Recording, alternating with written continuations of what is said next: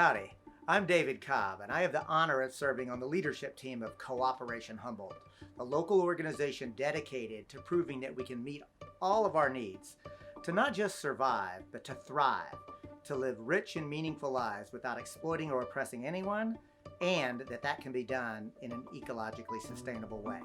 You'll hear others talk about our other program areas, but I'm here to tell you about economic democracy, which is the program area I help to coordinate.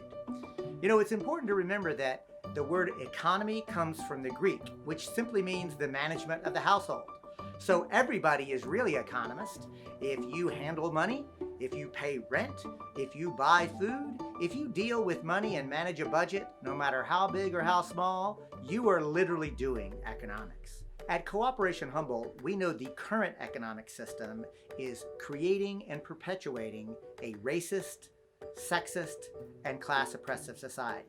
And as if that's not bad enough, and that is bad, if that's not bad enough, this economic system is literally going to destroy the planet that we depend upon for life itself.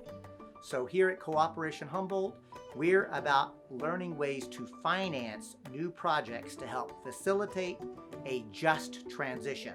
We know that we can create an economic system that is resilient and enables us to handle all of the changes that are coming our way with the current climate crisis and the rising fascism which we are experiencing. Under the Economic Democracy Program area, we have multiple projects that we work on. Public banking, participatory budgeting, and helping to incubate worker-owned cooperatives. I'm going to hit those one at a time. First, public banking. Public banking is just what it sounds like. It is a bank that is democratically owned and controlled by the public, as opposed to private banking that exists to benefit the shareholders, usually multimillionaires and billionaires on Wall Street. We like to say we support Main Street Humboldt, not Wall Street, New York. So public banking would allow us in this community to finance infrastructure projects and save 50% of the cost of that project because we don't have to pay Wall Street bankers for the privilege of financing the project. But wait, there's more. Because public banking also allows us to finance the kind of projects to mitigate climate change, to help create microgrids, to create finance projects that would help protect the bay. If you can think of an infrastructure project that would mitigate climate change or help us to have a just transition, public banking can help that project. But wait, there's still more, because public banking would allow us to be able to finance affordable housing in our community. It would help us to finance healthcare in our community. It would help to finance public education in our community. At the end of the day, the important thing to remember is that public banking puts control of money and of finance in the hands of we the people. And public banks are regulated the same way that private banks are regulated. In fact, according to AB 857, the recent legislation, public banks will be more strictly regulated than private banks. So our money would be safe and secure. If you're interested in learning more about public banking, go to our website, cooperationhumboldt.org, and follow the links. The second project we're interested in exploring is participatory budgeting. Now, I want to be honest, this is an aspirational program, but one that I have a lot of interest in. Imagine a process where we create collective community involvement, not just to say your 3-minute piece and then sit down and let elected officials or unelected staff make the decision, but instead a genuinely participatory process that allows a public process to allocate public dollars. Participatory budgeting is a very practical and revolutionary tool that we can use to make the promise of democracy a reality. The third project is incubating worker-owned cooperatives. Worker-owned cooperatives are businesses just like a normal business, except the workers literally own the business.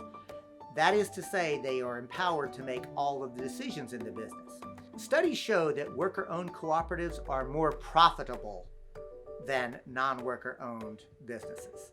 Studies show that worker-owned cooperatives last longer. And as you would probably imagine, worker-owned cooperatives pay workers better. In every way, worker-owned cooperatives are actually better economic vehicles for our local community.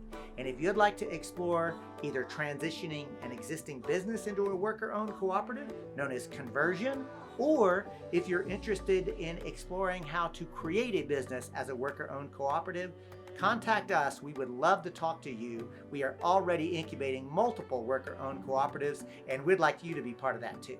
Another program area that I coordinate is our housing program area.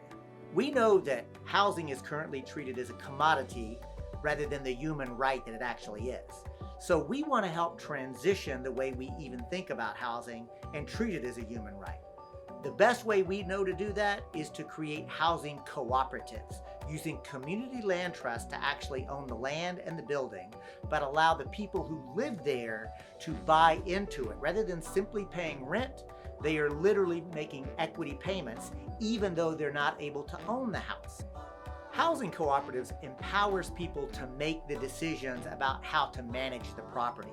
So instead of being under the boot of either a owner, absentee usually, or even worse, a property management company that doesn't even care about you, you and the people who live there are literally making the decisions about how the property should be managed. We're very interested in exploring student housing cooperatives. We're interested in exploring multifamily housing cooperatives, and we're interested in exploring eco-villages. This is a very exciting program area with really potentially transformational projects here in Humboldt County to begin to shift not only how we live, but how we work, how we play, and how we communicate and coexist with one another and the planet.